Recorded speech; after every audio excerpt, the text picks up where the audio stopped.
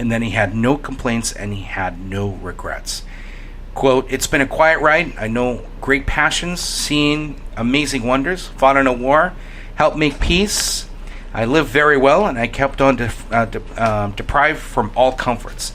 I've been as lonely as a person can be, but I've also enjoyed the company of many heroes and friends. I suffered the deepest despair and experienced the highest exaltation. I made a small place for myself in the story of America, and I call the state of Arizona my home."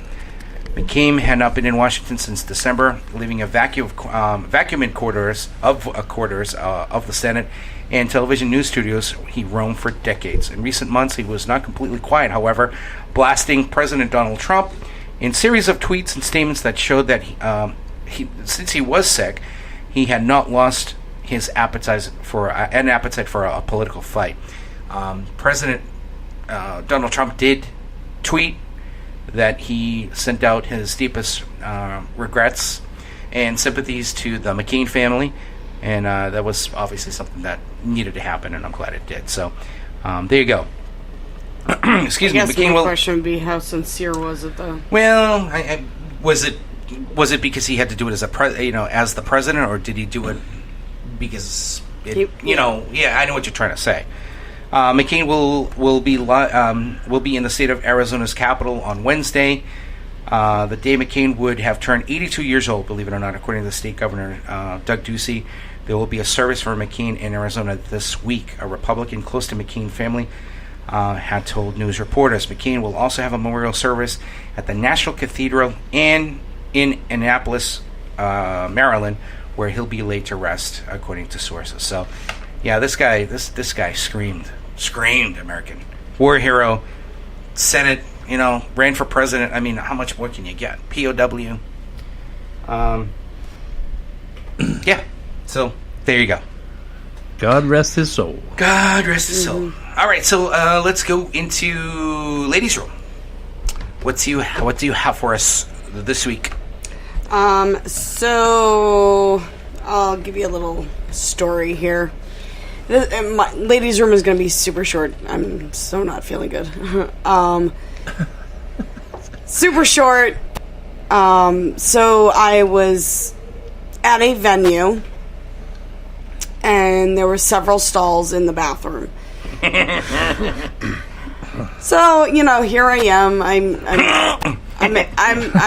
in the bathroom, and I hear this lady walk in, and of course, I'm not one to be like, oh, hey, there's someone in here. I really could care less. Well, she comes in, and the whole time it's, I can't believe this is happening right now. Oh my God, I don't know. I can't deal with this today. Blah blah blah. And you hear her You sure she was not on the phone or anything? No, no, she was not. And you hear, I can't deal with this, with having to go so much today, or something like that. And then you hear her farting. You hear her struggling a little bit, and and then you hear, well, I guess it's not gonna come out. And I'm like, okay, this is more than I need to hear right now. Well, then it just continues, because you hear her struggle a little bit, finally comes out. You hear the toilet flush. You hear her walk out of the stall, and then walk out of the bathroom. Oh, Ew. You heard no toilet paper. You heard no water. You heard no paper towels. You could have had rubber gloves on doing it. Maybe, give her the benefit of the doubt. Yeah, so I've seen YouTube videos of how you ladies crap, so... No, the YouTube videos that you've seen and shared are not how anyone craps it. When they crap macaroni salad into a bowl, Mike. Yeah, no, that's not. That's not normal, dude. This is not normal. I'm sorry.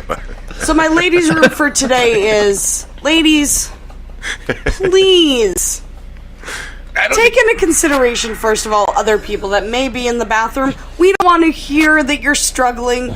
We don't want to hear your story for the day. We don't want to hear you talking to yourself. Just keep it to yourself. I'm just going to say, I'm no criminal investigator or detective, but the farting, kind of gives it away that the struggle was probably what? The struggle was real. The struggle was real. I'm just thinking of the Austin Powers episode where he's in the crapper and the Irish guy strangling him. And what's his face is like, number 2 work for? bite your bottom lip. We're going to get through this.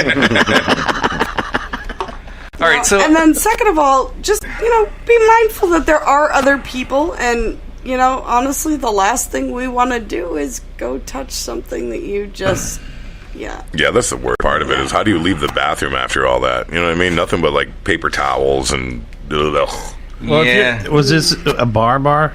I mean, there are places that you go into that you just don't want to touch anything. Well, that's true. You just... Well, most of them you shouldn't anyway. Fine, okay, I'm just glad that, I'm hoping that she had a, case of hand sanitizer. That's why they have those auto sinks. But you heard no toilet paper. Right. I've been. She didn't get to go. She didn't wipe it. I've been in the McGarvey's. I've been in the McGarvey's men's room and seen the urinals all be used up. The 2 urinals, the crapple. Somebody's pissing in the crapple. Or puking in it. And the guy walks in. He's got to piss so bad he pisses in the sink. You know what I mean? And then the next guy walks in. He's got to piss so bad he sees this dude pissing in the sink. He pisses in the garbage barrel. I mean, I've been that guy and pissing in the garbage barrel. No, I'm just kidding. Scribs, I honestly haven't. Please don't continue to ban me. But no, I mean, but I have seen that. I have genuinely seen that. I've walked into McGarvey's bathroom and seen that scene. You know what I mean? And it's like, okay, well, I'm just going to go out the back door and go pee. It's chaos. I've seen it every in the parking lot. But the thing is I've seen it at a busy bar. Exactly. I've seen shit. I've seen vomit. I've seen piss. Right. And in both bathrooms. It's not just the guys. It's the girls. You gotta go, man. I know you guys do the hover thing, but I don't know, man. Yeah, I don't do that. That is some David Copperfield shit. How you guys fucking do that crap? Yeah. That's unbelievable. Right. And they're multitasking at the same time. They're knitting, they're sharing exactly. coupons, yeah, they're taking selfies at the fucking same time. They're making sandwiches. Yeah, they're cleaning. They're cleaning the kitchen. Food shopping. Yeah. Laundry. Another thing on that note is when you're in a public place and there's only one bathroom or one stall. Well, let's say one bathroom that has, one toilet in it. Don't go in with groups of 3 people. You know damn well you're I was knocking the other day. They were in there for a good 5 minutes, and I'm knocking. They were taking turns. That's how you No, they were work. on FaceTime. No. That's how you bitches work. Who goes with the one bathroom in McGarvey's? Got the one urinal, right? The big one, yeah. 12 people go in there. It's not a circus bathroom. What are 12 women going in the bathroom for? I don't know. Lines. Can I investigate that next time I'm down there when 12 go in? Sure. Allow me a pass. The guys don't do that. Hey, Brian, come with me to the bathroom. Come on, let's... No, they're going in there to blow lines. What the fuck, man? We all know what the fuck they're going to blow lines. Yeah, damn right. Guys don't do that. One of them snagged a gram or a half gram, and they cut it up into the sweetest little, cutest little lines. And the fuck, that's what happened, bro. That's why they took the table out of the women's bathroom. That's what happened, bro.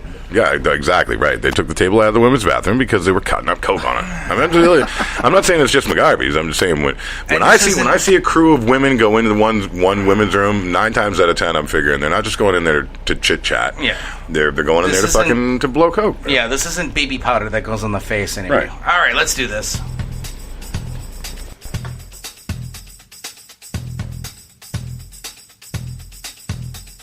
Are you guys ready?